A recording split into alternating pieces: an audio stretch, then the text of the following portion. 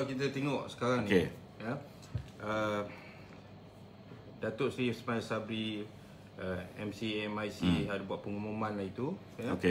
Dan mereka kata mereka akan stay disebabkan oleh nak membantu menyelesaikan masalah COVID sekarang ni.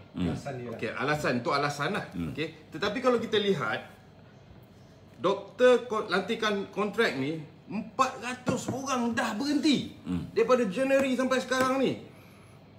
Ini memang kalau kita tengok sekarang ni lagi parah sebenarnya. 400 orang lantikan doktor kontrak disebabkan letih dan tekanan mental tu. Ya. So sila komen tu sikit. Dia sebenarnya kita tak boleh cakap bahawa kita terus menyokong Muhyiddin semata-mata kerana ini adalah keadaan yang tidak bertanggungjawab untuk kita meninggalkan Muhyiddin. Betul. Okey? Kalau ada orang yang masih berfikiran begini, saya minta maaf cakap lah.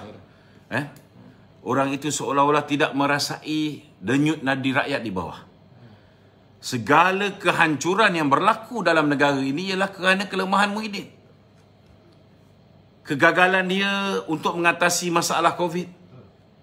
Kegagalan dia untuk memikirkan macam mana cara rakyat boleh keluar daripada kemelut ekonomi yang hari ini sangat menekan. Akibat daripada polisi-polisi bodoh yang beliau lakukan lebih daripada 17-18 bulan yang lalu. Dan disebabkan tindakan-tindakan yang diambil oleh Muhyiddin ini bukan Muhyiddin lakukan secara berseorangan. Dilakukan secara bersama. Jadi tidak ada sesiapa di dalam kerajaan Muhyiddin hari ini boleh menunding jari hanya kepada Muhyiddin. Kerana mereka juga turut bertanggungjawab. They have collective responsibility. Mereka perlu mengambil tanggungjawab bersama. Mereka perlu mengesahkan bahawa mereka semua telah gagal. Bukan hanya Muhyiddin seorang yang gagal. Jadi itu sebab saya yakin sekiranya kita mahu melihat satu perubahan berlaku. Perubahan terhadap angka COVID ini dapat kita turunkan. Kedudukan ekonomi rakyat dapat kita pulihkan. Kedudukan ekonomi negara dapat kita lakukan dalam keadaan yang lebih baik. Saya rasa kita perlu salin semua sekali. Maknanya dalam kata lain, kita perlu ada satu-satu barisan yang bersih. Satu barisan yang tidak bukan sebahagian daripada apa yang ada hari ini. Dalam arti kata lain, kalau ada lagi menteri-menteri yang datangnya daripada kerajaan Pakatan Harapan, kita bakal sampahkan. Kalau ada lagi yang masih lagi datang daripada kerajaan Perikatan Nasional, kita ketepikan. Kalau mahu melihat perubahan, kalau kita mahu melihat perubahan, kita kena lakukan perubahan secara menyeluruh. Bagi peluang kepada orang baru yang betul-betul mahu melihat perkara ini dapat diselesaikan. Bak kata orang tu, kalau saya lah menjadi baginda tuanku, saya nak melihat sebuah kerajaan yang kerja dia 2 je atau 3. Pertama, dia selesaikan masalah COVID ni. Angka COVID ni bagi turun. Kedua, dia selesaikan masalah kehidupan rakyat yang sangat menderita hari ini. Selesaikan masalah ekonomi rakyat. Dan yang ketiga, dia fokus pulihkan ekonomi negara ni. Ini je 3 benda yang patut dilakukan oleh kerajaan baru. Tak kiralah caretaker government ke, interim government ke, yang mungkin akan diangkat oleh tuanku selepas ini. Tetapi ini perlu berlaku sekarang. Tak boleh tunggu lagi.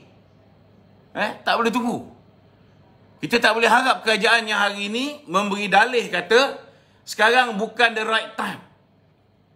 This is exactly the right time to stop this stupid government.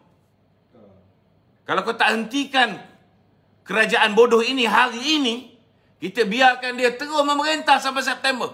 Berapa ramai lagi akan mati? Berapa ramai lagi akan hidup kesepitan? Doktor berhenti lagi ramai. Doktor berhenti. Ini benda kecil sebenarnya ni. Berbanding dengan kesengsaraan rakyat yang lain. Tapi itu sebahagian daripada doktor berhenti, orang hilang pekerjaan. Berapa ramai lagi nak hilang pekerjaan? Berapa ramai lagi nak lihat pelabur keluar lagi daripada negara ni? Ini perlu diselesaikan sekarang. Kita perlu ada sebuah kerajaan yang mampu untuk melakukan perubahan. Dan untuk melakukan perubahan sudah pasti ianya perlu dipimpin oleh mereka yang berpengalaman. Mereka yang pernah duduk dalam kerajaan, pernah menjawat jawatan Menteri Kewangan contohnya. Kita ada banyak contoh. Kita ada banyak tokoh yang masih boleh diketengahkan. Kita ada mantan Perdana Menteri. Kita ada Datuk Seri Najib. Kita ada yang berhormat boleh Tengku Razali Hamzah. Ataupun mungkin tuanku boleh memilih siapa saja. Sama ada dia nak melantik ketua setiausaha negara. Yang penting kerja dia bukan berpolitik dalam tempoh keadaan rakyat hari ini berada dalam keadaan yang cukup-cukup menyedihkan. Orang minta makanan sana sini. Ada yang minta sarapan saja. Sampai ke tahap begitu. Keadaan rakyat. Apa lagi yang kita nak tunggu? Nak tunggu sampai September? Nak bagi peluang mereka lipat? Seberapa banyak mereka boleh lipat? Come on.